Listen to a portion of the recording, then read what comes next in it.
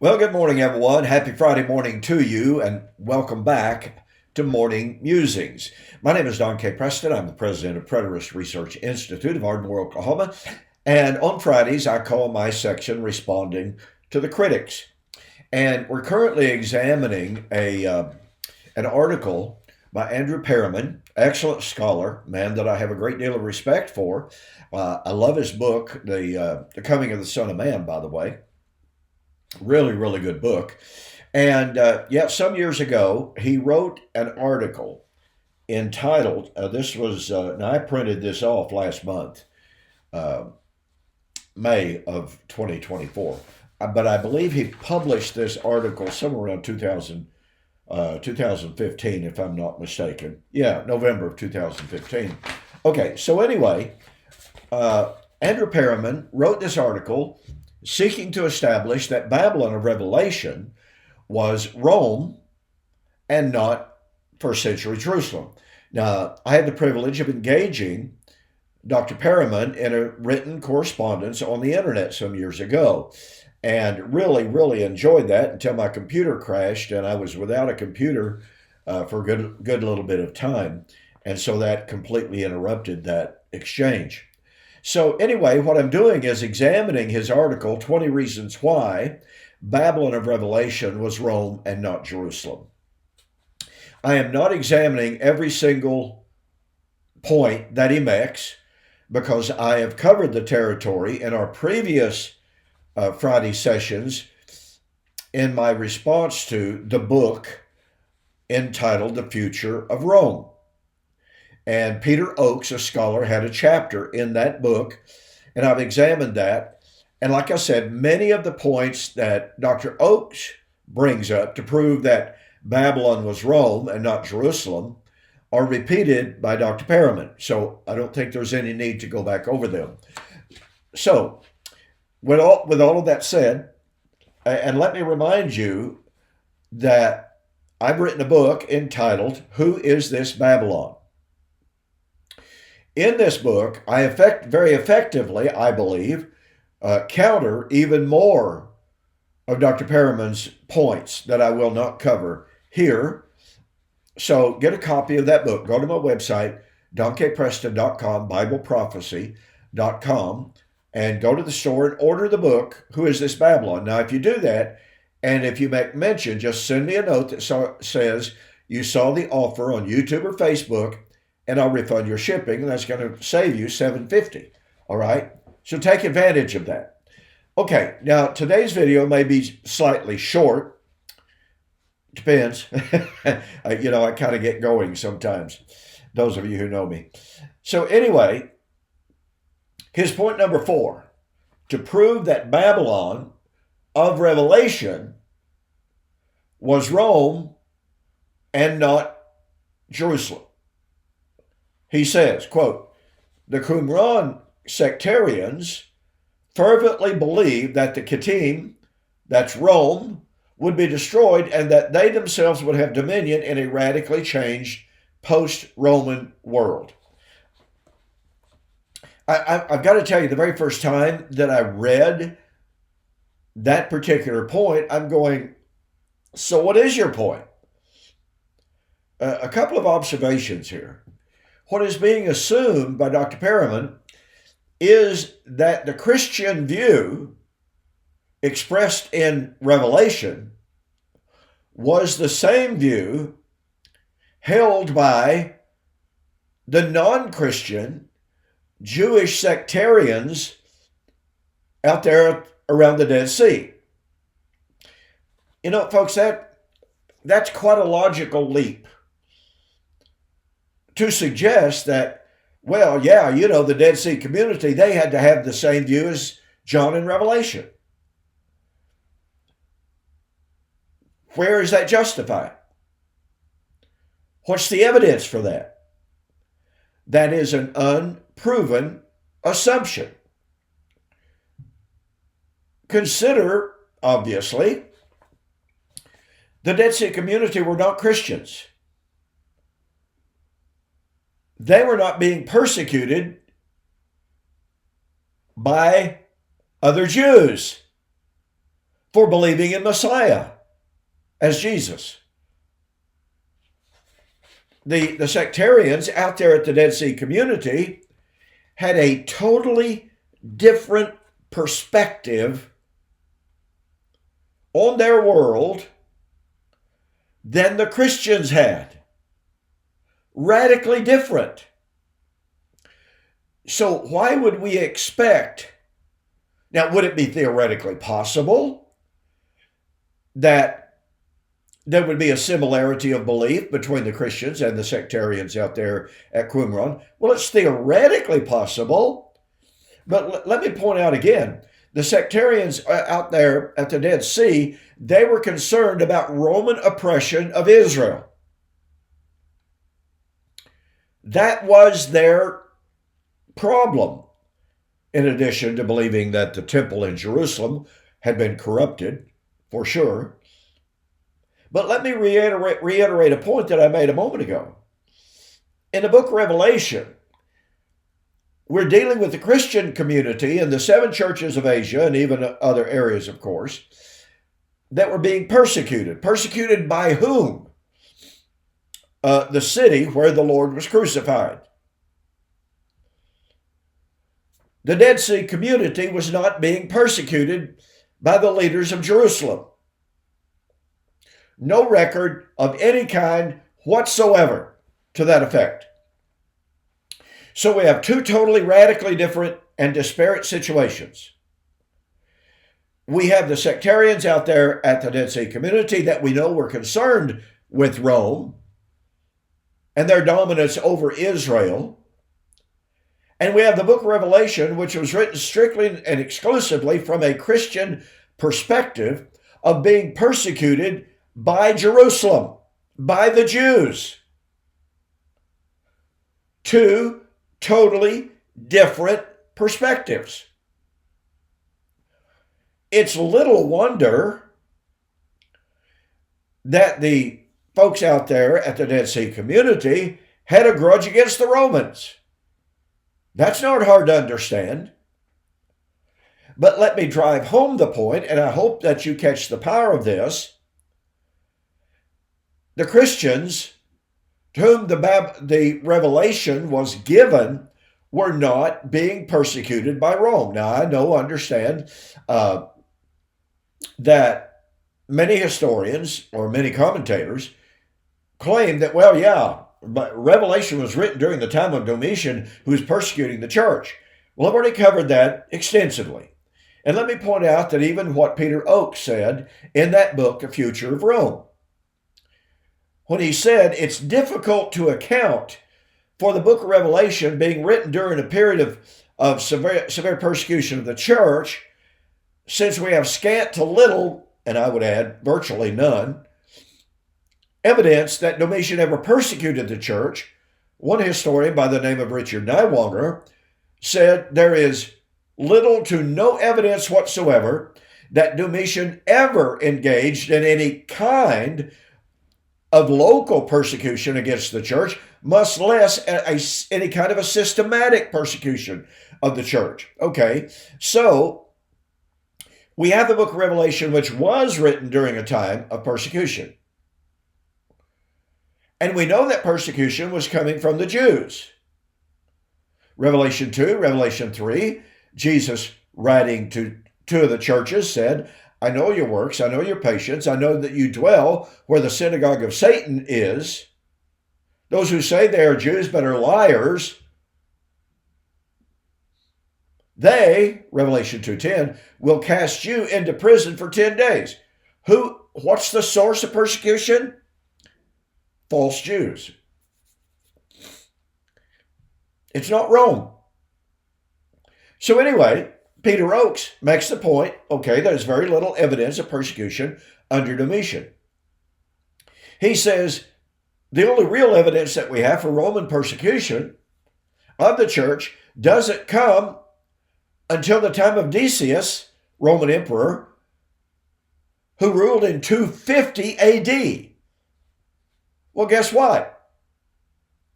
John's not talking about a distant persecution of the church by Rome. he is talking about a city that had been already guilty of killing old covenant prophets, Revelation 16:6. It is where the Lord was crucified. Jesus was not crucified in Rome or by the Romans. You say, oh yeah, he was crucified by the Romans. Who instigated that? Who caused that? Were the Romans the ones who hammered the spikes? Yes, that's not the point. Jesus was not crucified in Rome. And this Babylon is the city guilty of killing the apostles and the prophets of Jesus. Revelation chapter 18, verses 20 to 24. And so nothing about the book of Revelation has to do with Roman persecution except in a tangential way. And so when Andrew Perriman draws a direct correlation and, shall I say, responsibility of persecution, even though he doesn't mention it specifically in this point 4, all right. But what he is doing is, he was saying, well, the Dead Sea community people, boy, they hated the Romans because of the Roman oppression of Israel. And that equals the view of Revelation, which is Christian, not Jewish, that is to say, not strictly sectarian Jewish, but being persecuted by the Jewish authorities throughout the Roman Empire. These, to reiterate, are two radically different perspectives.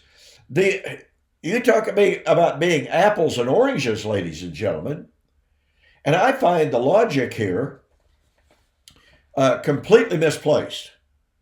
I mean, this is a false association, to use the term.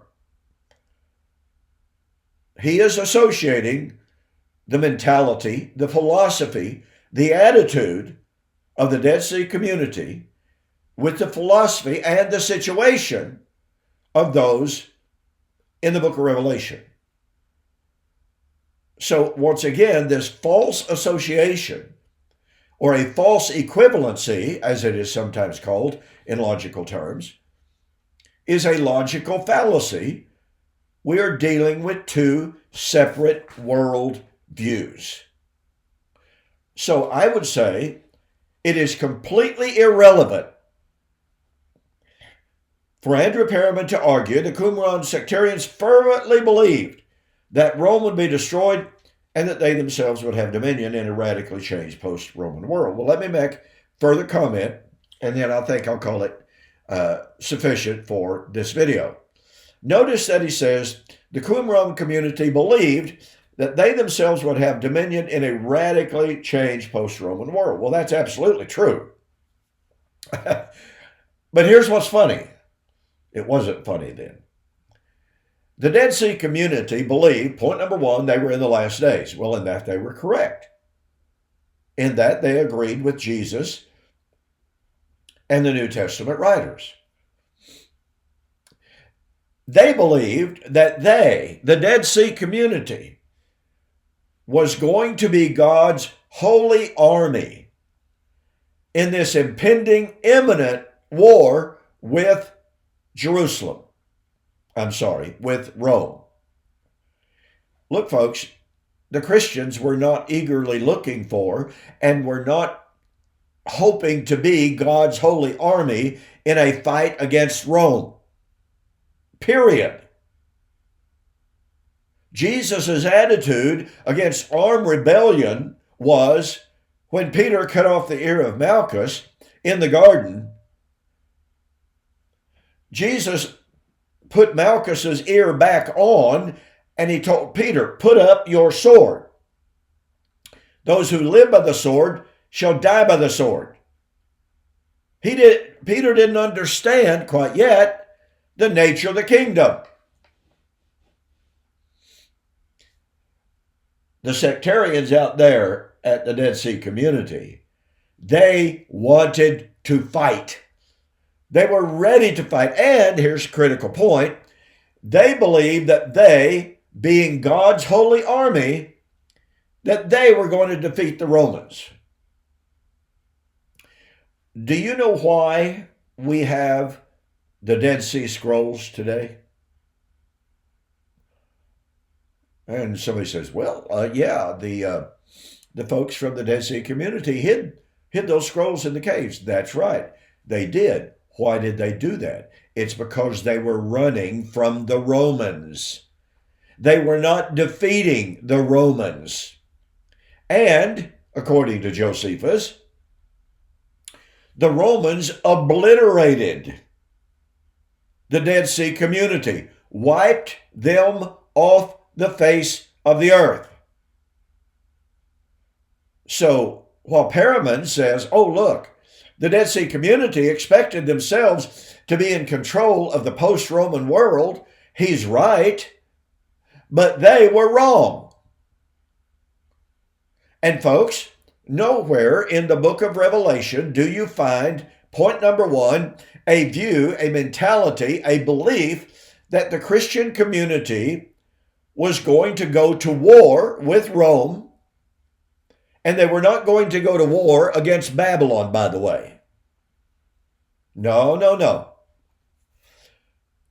Throughout the book of Revelation, you get this sense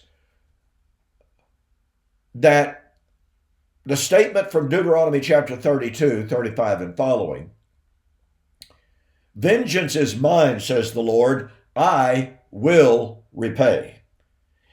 My point being that in the book of Revelation, there is no teaching whatsoever about the Christian communities rising up in rebellion against Rome, being used as God's holy army to defeat the Romans and to rule on earth in an earthly kingdom, which is what the sectarians at Qumran believed. So I say this once again, there is a huge disparity between what the Dead Sea community believed and what the Christians believed. The Christian communities were not concerned with Rome as their chief persecutor. They were concerned with the city where the Lord was crucified. They were concerned with the synagogues of Satan. They were concerned that in city to city, the Jewish authorities were persecuting the saints. And they believed that in the upcoming war, in which they would not participate, they believed that God would destroy that city, Babylon. And that they, the saints, the Christians, they would not rule on earth in some kind of semi-quasi-military, socio-political, economic kingdom. No. They would be in a new spiritual reality, relieved from that persecution, and that's what happened. The power of the Jewish forces for any systematic persecution was broken. That doesn't mean there wasn't sporadic persecution here and there from local Jewish people. It's simply saying that the organized Jewish persecution of the church arising from Jerusalem, being authorized from Jerusalem, that power was broken. And so, point number 4 here of Andrew Perriman is, once again, to reiterate, is an appeal to two totally, radically different worldviews. It is a false association and a false equivalency to compare and associate the Qumran community with the Christian community. I'm going to call it quits right there, okay? Again, be sure to go to my website, donkpreston.com, BibleProphecy.com, and order the book, Who Is This Babylon? Send me a note that you saw the offer on YouTube or Facebook, and I'll refund your shipping, saving you $7.50. Okay, I'm out of time. Be sure to join Mike Sullivan and myself tonight on Preterist Apologetics as we continue our examination of Deuteronomy 32 as the source for all New Testament eschatology. I'll see you there.